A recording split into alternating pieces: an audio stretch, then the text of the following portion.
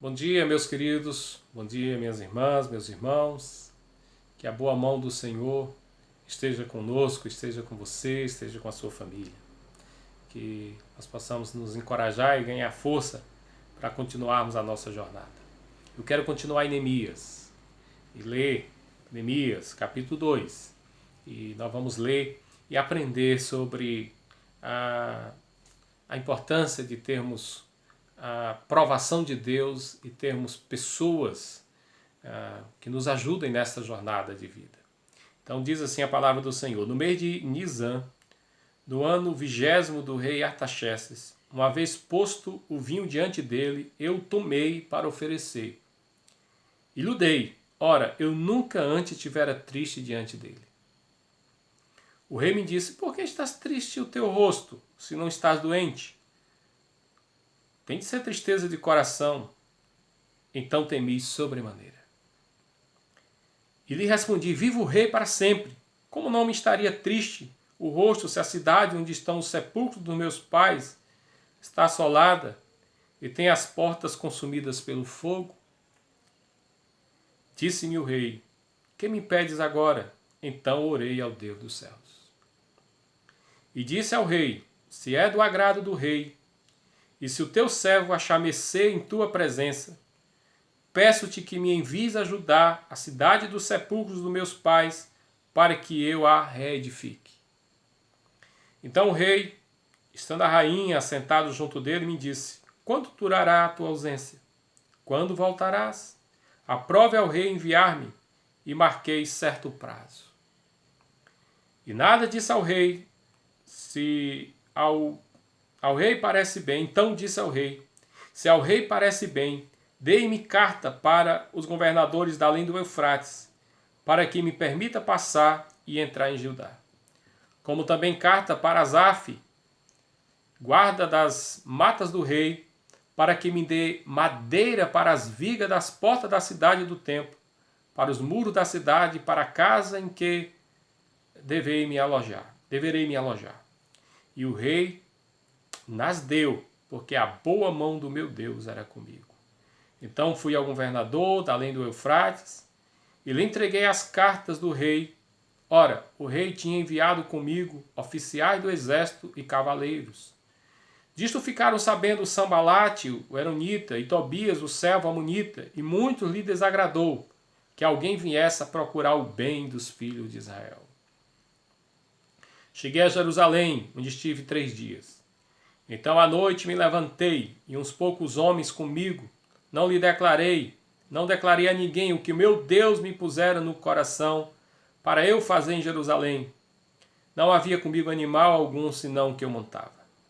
De noite saí pela porta do vale para o lado da fonte do dragão e para a porta do monturo, e contemplei os muros de Jerusalém, que estavam assolados, cujas portas tinham sido consumidas pelo fogo. Passei à porta da fonte e ao açude do rei, mas não havia lugar para onde passasse os animais, ou o animal que eu montava. Subi à noite pelo ribeiro e contemplei ainda os muros. Voltei, entrei pela porta do vale e tornei para casa. Não sabiam os magistrados aonde eu fora, nem o que fazia, pois até aqui não havia eu declarado coisa alguma, nem aos judeus, nem aos sacerdotes, nem aos nobres, nem aos magistrados, nem aos mais que faziam a obra. Então lhes disse: estáis vendo a miséria em que estamos? Jerusalém assolada, suas portas queimadas. Vinde, pois, reedifiquemos os muros de Jerusalém e deixemos de ser opróbrio. E lhe declarei como a boa mão do meu Deus estivera comigo, e também as palavras que o rei me falara. Então disseram: disponhamo-nos e edifiquemos, e fortalecer as mãos para a boa obra. Porém Sambalá, o Eronita, e o Tobias, o servo amonita, e Gessem, o arábio, quando souberam, zombaram de nós e nos desprezaram, e disseram: que é isso que fazeis? Quereis rebelar-vos contra o rei? Então lhe respondi: o Deus dos céus é quem nos dará bom êxito. Nós, seus servos, nos disporemos a reedificaremos. Vós, todavia, não tendes parte nem direito, nem memorial em Jerusalém. Amém. Então eu quero falar sobre esta missão de Neemias, bem-sucedida, mas qual a razão dessa missão ser bem-sucedida? Você vê que o capítulo 1 termina Neemias muito triste, confessando o pecado, abalado, amargurado com toda a situação que ele ouvira. E no capítulo 2 inicia ele triste ainda. Ele era o responsável por provar a bebida do rei, como aquele servo que sinalizaria se tivesse algum complô ou alguma tentativa de matar o rei envenenado, ele morreria antes. Por isso que o texto diz que o rei ficou preocupado quando viu Neemias triste, porque não era natural, não era comum. Quando ele provou o vinho, diante do rei, ele estava triste, o rei ficou preocupado, tanto que ele diz, viva o rei para sempre, porque essa tristeza que eu estou não é tristeza em relação ao meu trabalho, em relação ao meu cuidado com o rei, em relação ao que eu ouvi, em relação a como estão os muros, como está a cidade do sepulcro dos meus pais. Então, ele está ainda triste no capítulo 2. Mas ele está triste e agora Deus abre uma oportunidade para que as coisas mudem, ou para que o quadro mude. E nós vamos perceber aqui a boa mão do Senhor guiando essa história. E é muito importante isso, irmãos. Eu quero falar disso. Quando a boa mão do Senhor está sobre nós, ou está conosco, o que é que acontece quando nós temos a certeza de que Deus aprova, de que Deus está conosco, de que Deus caminha conosco aprovando as nossas vidas? Se você perceber, a primeira coisa é o próprio interesse do rei. O rei tem um interesse quando Neemias conta a história, abre o coração para ele. Mas era Deus conduzindo isso, Deus quebrantando o rei, Deus usando o rei, Deus usando como instrumento na mão dele aquele rei. O texto diz que Neemias ora antes de falar ao rei, e o rei então permite que Neemias volte. Então a boa mão do Senhor providenciando a sua ida a Jerusalém, providenciando recursos para que ele possa começar a obra, providenciando o apoio muito importante do rei Artaxerxes. Então nós precisamos perceber isso. Irmãos, quando Deus quer fazer as coisas, quando Deus quer realizar a sua obra, quando Deus quer fazer algo grandioso, algo especial, meus queridos, Deus faz. Se a mão de Deus estiver com você, se a mão de Deus estiver conosco, nós não temos medo de que as coisas vão acontecer, porque Deus é quem conduz todas as coisas. Neemias entende isso.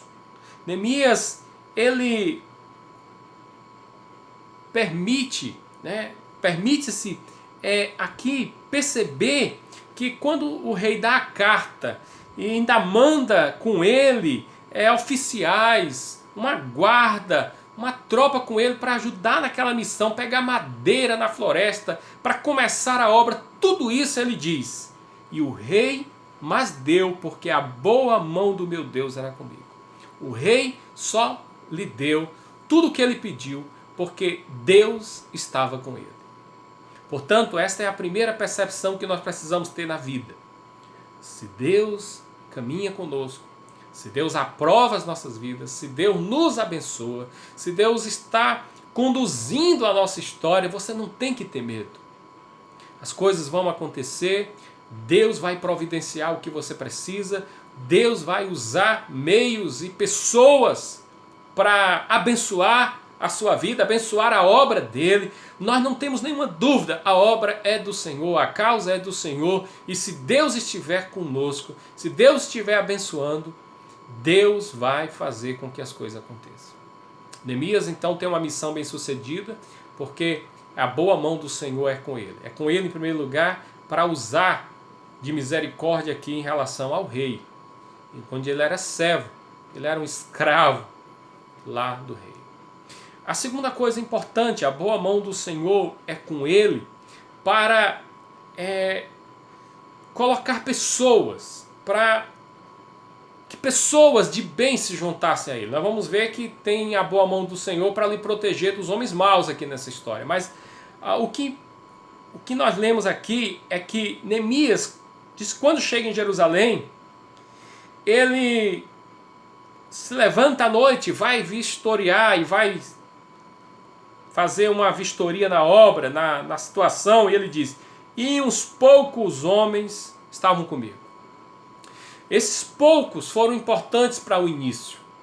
Então a boa mão do Senhor, querido, quando Ele está conosco, nós não devemos desprezar o pouco, nem mesmo o pequeno começo. É o que nós lemos em Zacarias. Ninguém despreze o dia dos pequenos começos. Se você lê a história do começo dessa grande obra, que Neemias vai dizer no capítulo 4, por exemplo, estou fazendo uma grande obra, quando esses mesmos aqui, Sambalá, Gessem, né, esses camaradas Tobias, querem matá-lo até, fazer mal para ele, porque eles tinham interesse, eles eram de outras nações, estavam explorando ali a terra, eles tinham interesses econômicos. É muito parecido com os grileiros da terra amazônica, né?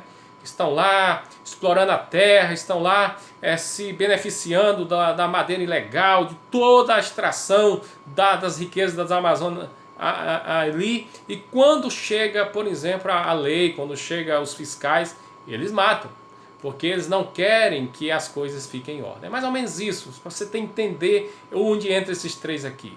Mas o importante é que quando Neemias sai, ele diz: tem poucos comigo, só tinha um animal. Ele diz: eu só tinha um animal que eu montava. Tudo desolado, tudo caído, tudo destruído. Mas é nesse pequeno começo que quando ele vistoria, que os camaradas estão com ele, na hora certa, ele no versículo 17 diz: estás vendo a miséria em que estamos? E ele conta, ele vê e ele narra para aqueles que estão com ele. Narra também ali para as autoridades, né? Para aqueles sacerdotes, os nobres, magistrados, aqueles que conduziam a obra ali naquela cidade. E ele diz: eu lhes declarei como a boa mão do meu Deus estivera comigo. Mais uma vez ele usa esse termo. Como a boa mão do meu Deus estivera comigo, e também as palavras que o rei me falaram. Então eles me disseram: disponhamos-nos e edifiquemos, e fortalecer as mãos para a boa obra. Três coisas importantes: a comunicação. Nós precisamos comunicar, irmãos, nossos sonhos, nossos projetos para as pessoas certas, para aqueles que nos ajudem, que nos encorajam, que seguram a nossa mão, que dizem: vai dar certo, vamos juntos, estou contigo, vai acontecer. Então, a primeira coisa que é importante, você comunicar a sua visão, aquilo que Deus quer fazer através da sua vida, está fazendo através da sua vida, para as pessoas certas, para que as coisas aconteçam. A segunda coisa é você entender que estas pessoas, elas vão lhe apoiar ou vão estar com você, mas mais uma vez eu digo, porque Deus vai usar essas pessoas, porque Deus vai levantar pessoas para lhe encorajar, para lhe fortalecer as mãos à obra, a boa obra. Então é muito importante isso, a obra é boa, o que nós estamos fazendo é para o bem das pessoas, e quando estamos comprometidos com a boa obra, com o bem das pessoas, com os benefícios, e para que Deus no final seja glorificado, Deus vai providenciar também as pessoas para nos apoiar. Então a igreja é feita, queridos, de gente que precisa se unir nesse propósito, nessa visão, nesta caminhada. Caminhando nesse propósito, precisamos de pessoas com quem nós possamos falar e nós possamos passar as lutas juntos, os momentos cruciais, a visão. E aí nós precisamos de pessoas que se unam a nós para que a obra seja feita. E nada pode acontecer quando a igreja está unida, quando há unidade, quando nós nos encontramos para fazer as coisas que Deus quer que nós façamos. Então, igreja, nunca deixemos então de apoiar as coisas que são importantes, nunca deixemos de fortalecer as mãos daqueles que estão à frente, daqueles que estão cuidando da obra. Seja um encorajador do seu líder, seja um encorajador do professor, seja um encorajador do oficial, seja um encorajador daqueles que estão fazendo a obra. porque nós precisamos disso. A igreja precisa de gente que, ouvindo ou percebendo a visão, eles possam então demonstrar apoio. E eles então comunicaram o apoio. Eles disseram: disponhamos-nos e edifiquemos. Nós precisamos ouvir que as pessoas acreditam, que as pessoas estão dispostas a fazer o que tem que ser feito. Então você percebe a boa mão de Deus aí quando usou os pequenos começos. Um pequeno grupo de pessoas, um único animal, poucos recursos, mas como a boa mão de Deus estava com Neemias, ele diz: vamos fazer e as coisas vão acontecer. Vai acontecer.